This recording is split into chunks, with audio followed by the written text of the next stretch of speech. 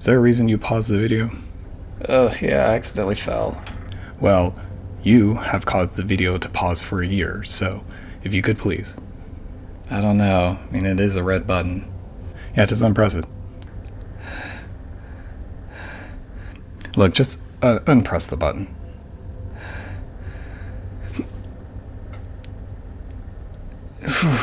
That was cool. So the players might have dealt with the choker successfully, but there's still a couple of moving parts that are in play that the players won't see right away, but will probably be a part of at some point. And these are things that I also planned before the game began. So I did create this one easy scenario of dealing with the choker, something that would show off the player's talents, both investigating and using their abilities to fight. The choker was supposed to be an easy fight anyway. It may be a little bit challenging, but generally speaking, should be fine. And that's cool. But there are a couple of other things that are going around or that are moving around that will start to show themselves in subsequent sessions thereafter. One of those is helping a royal family deal with an ambush that's going on just north of the city by some gnolls. So how did this ambush come about? Well, Ryan Burgundy, the king of Magma City, married Helena Burgundy, who is the queen of Magma City. Helena is somebody that is the true ruler over the city, and Ryan has married into the family. Ryan's last name initially... I'd have to find. I don't recall off the top of my head right now, but it don't really matter because that's not, that's just a maiden name, I guess you could say, for Ryan. Ryan did sort of cheat his way in a way to get to where he is. I decided that there's at least a rule or contingency that royals must marry other royals or somebody of high importance. There can be some exceptions, and Ryan cheats his way into finding an exception or allowing an exception to happen. And that was the help of Cilia, the green hag. Ryan, I figured at some point, was fishing near Polygamy Lake, and at this lake meets Cilia, who provides Ryan and options to marry Helena, who both are in love with each other.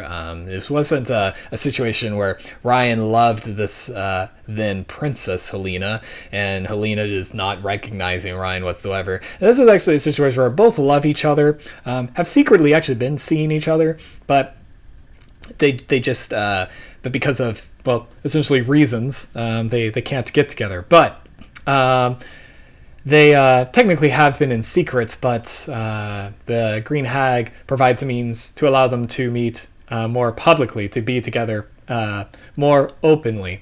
And generally speaking, I give an idea that there was some sort of workaround. I'll admit I didn't come up with the exact reason of what allowed the workaround, but since I did have one of the contingencies being being somebody of high importance, I decided there was a misinterpretation by the Burgundy family, that Ryan's family was very rich.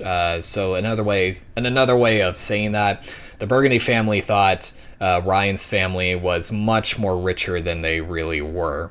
But they didn't investigate that much further. I figured they probably put just as much thought into that as I put thought into the reasons. But needless to say, the hag provided a reason. And I feel like that's probably the most important thing that the players will inevitably be focused on.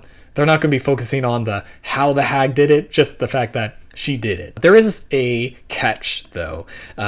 Cilia wants Ryan's eldest daughter, which at the time of speaking, Ryan had no kids. And Ryan and Helena at the time didn't plan on having kids. And a matter of fact, they go about a good 4 or 5 years not thinking about having kids at all. But at some point, that perspective changed, and they eventually did. They eventually had 3 daughters. While the other 2 are too young to really show any signs of any suspicious changes, they will become changelings at some point.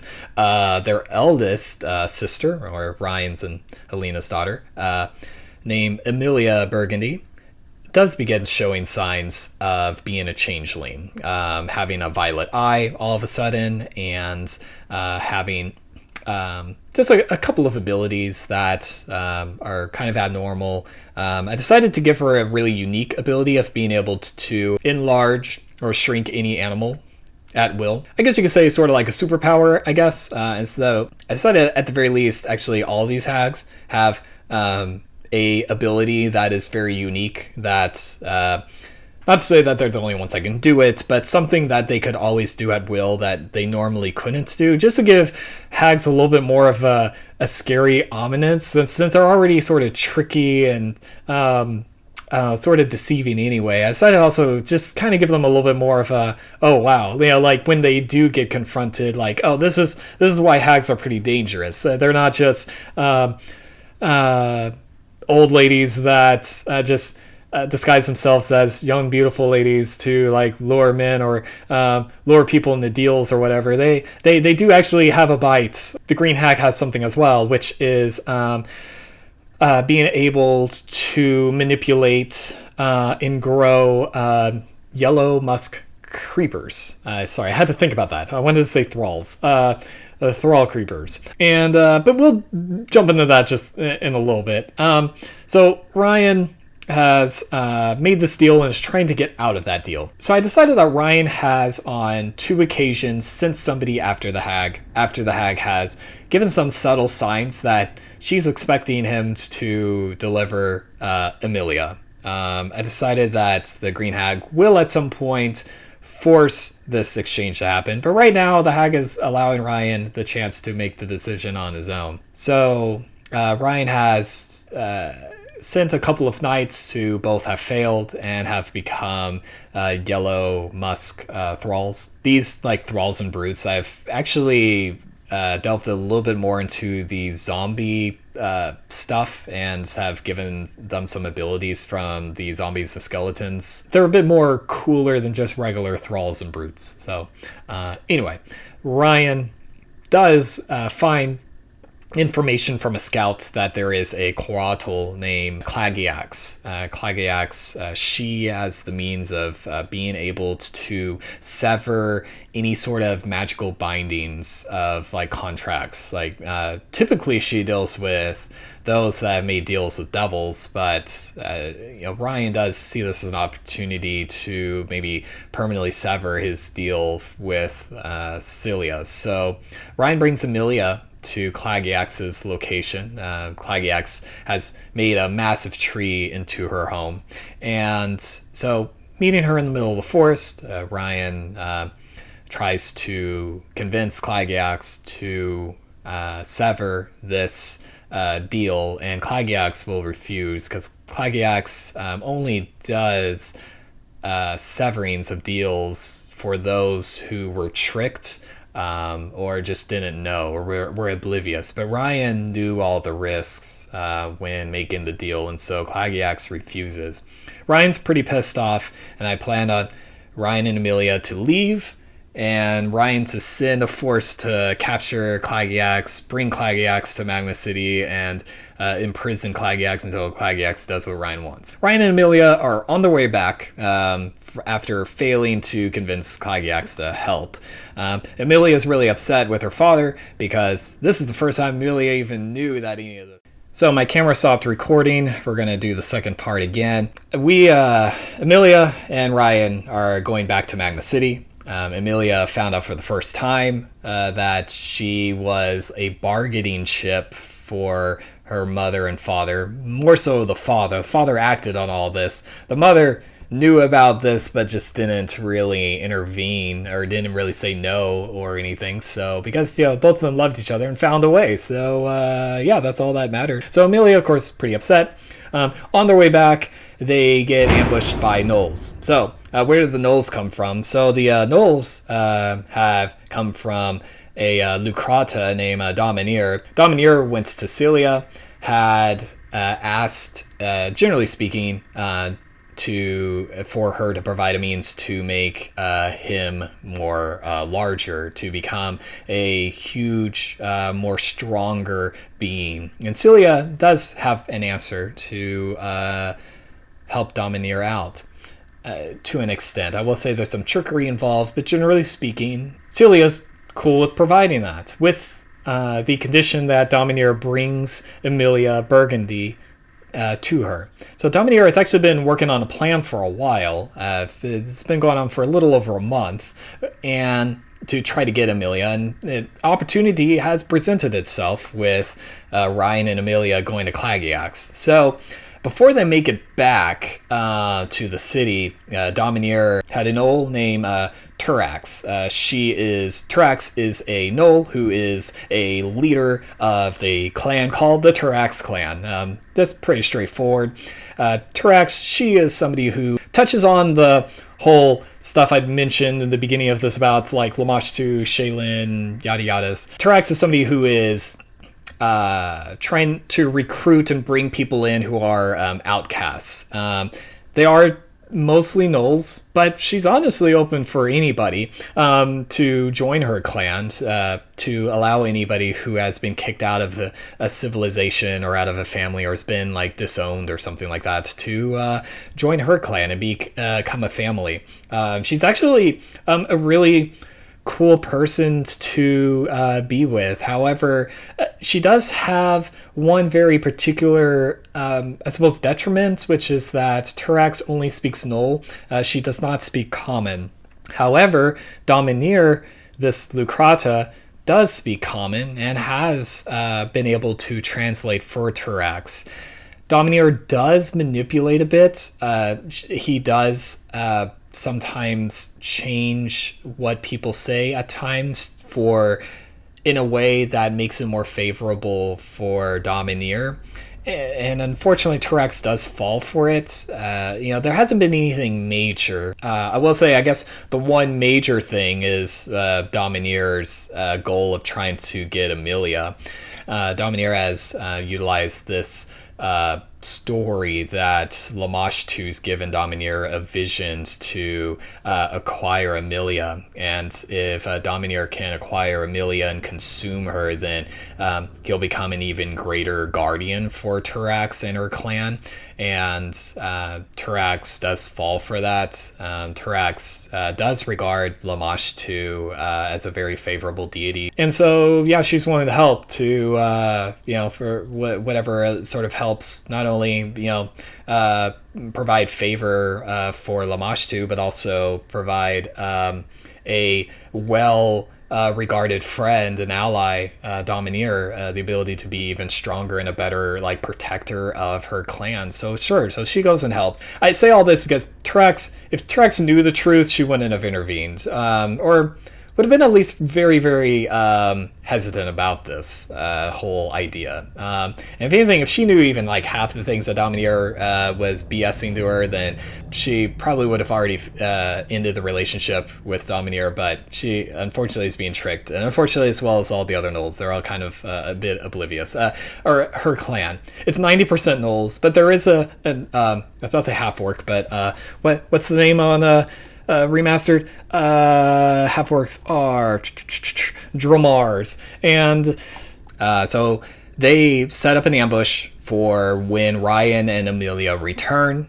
Upon their return, which for the record, Ryan and Emilia are accompanied by knights. It wasn't just the two of them.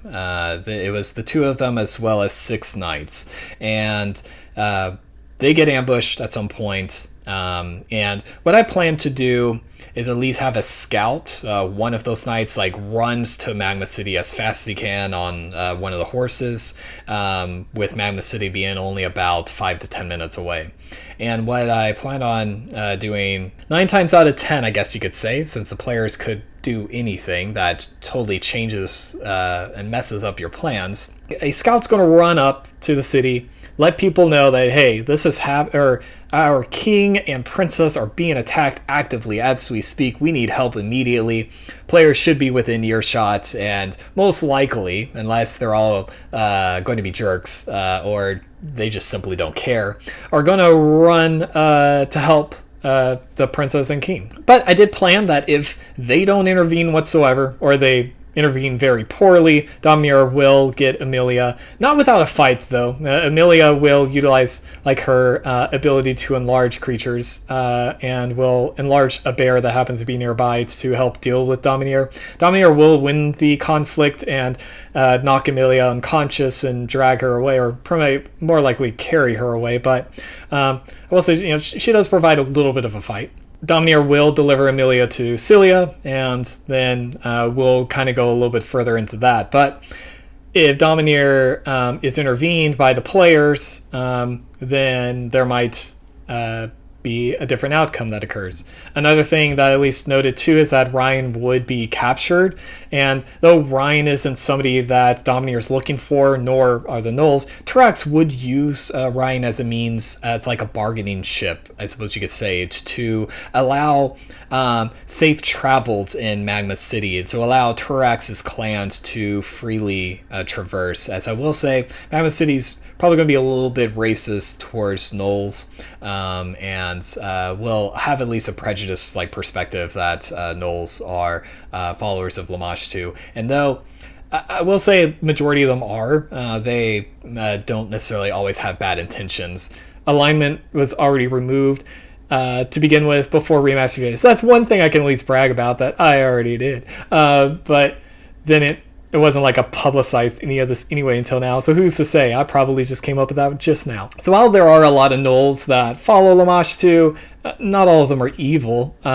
So they're just misperceived as evil, more I suppose by humans and elves, and a lot of, I suppose you could say, the common races. They don't really see Gnolls as good. Unfortunately, there are some Gnolls that do unfortunately enforce that fear.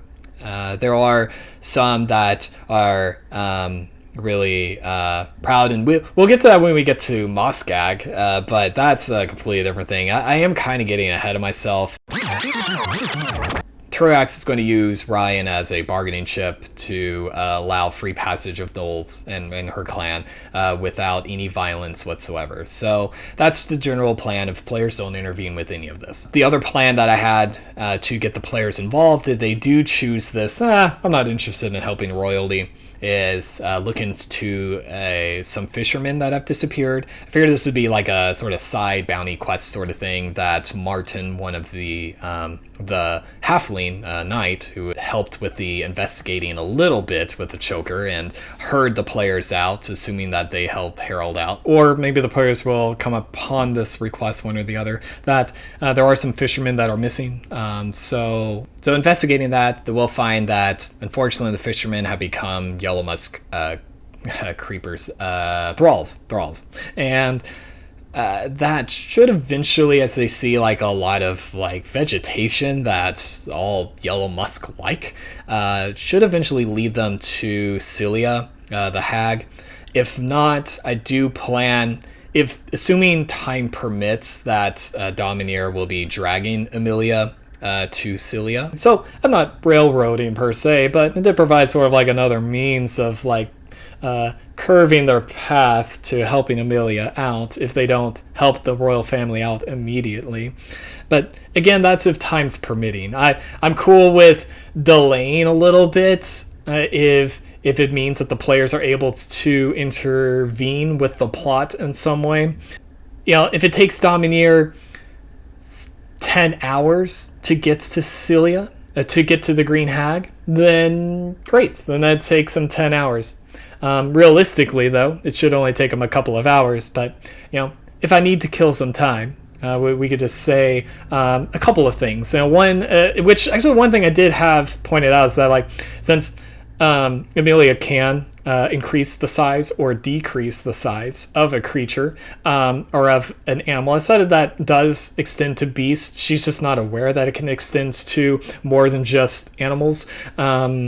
But we can say that she does do that to Domineer, making Domineer a medium size instead of a large size, so it makes it much more difficult for Domineer to drag Emilia. I wasn't going to go too far. If it takes multiple days, honestly, even if it took a full 24 hours for the players, then Domineer has already succeeded in his goal. So yeah, that was sort of something I had planned. Another thing that I had planned as well is for the players to be investigating some of the items that they had occurred from the choker. As I noted, we are going back a little bit, but the choker did have the Phoenix Heart. That is something that they could investigate and kind of learn about Avian City, and it might be something that pulls them in that direction to immediately start going to Avian City. If that is the case, that is where Moskag comes into play. Moskag is a city in the desert, since they would be going towards the desert.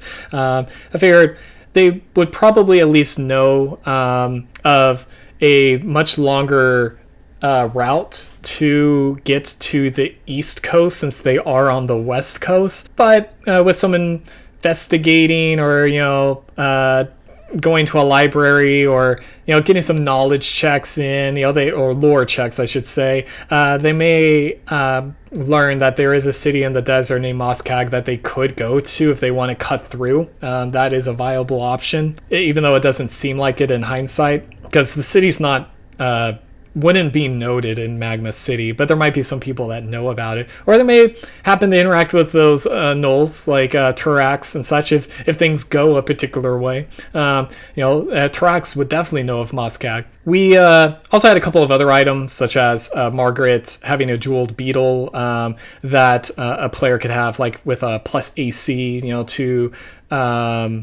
a plus AC and getting like a horn attack. I will admit there was some sort of influences with the blue beetle. And then we also got a little bit of like a hint of the Algulthus, the Aboleths, with this signet of Philippa's, and gave a little bit of a story behind her, since she would have already passed and had gone. But if the players did do a little bit more digging on this, on the victims of the choker, they might learn that Philia helped protect the borders from Aboleths, or from Algulthus, and has been at least given some sort of pendant from a brine dragon who is also helping in this endeavor too, helping the people that are traveling between West Summer and East Spring, or traveling along sort of the southern route, I suppose, or the elongated route from west to east, safely, because aboleths are an issue. So big psionic fish are an issue. So I figured I'd give Philia a little bit of like a signet, or something to pin on her chest as like hey, like, I'm somebody that helps the coast out. So, which I figured also helps protect a little bit from aberrations. So I give it like a +1 to saving throws versus aberration abilities when somebody wears it. So somebody else could wear it. So, I give it. So these are all the things that I had created and got ready for session 0. And now I've talked about session 0, technically session 1 as well. So just a slight recap. The players investigated the murder of Margaret, the third murder, which caused Harold to be arrested and was going to be hung the next day. The players found out that it was a choker that did the murdering instead. They followed the choker by digging the hole that the choker burrowed through. They encountered the choker, brought the choker to as evidence of, hey, this is what killed those 3 people, not Harold. And I will let you know in the next video what they chose to do next, as well as more and delving into the Game Master perspective of things, which I hope I'm making this homework stuff seem entertaining. It may seem like a lot of information. I hope it's all like being perceived successfully. So now that I've told you all of this about session 0 and session 1, and now I've given you the recap, I'm going to go back to sleep and conjure up some more ideas.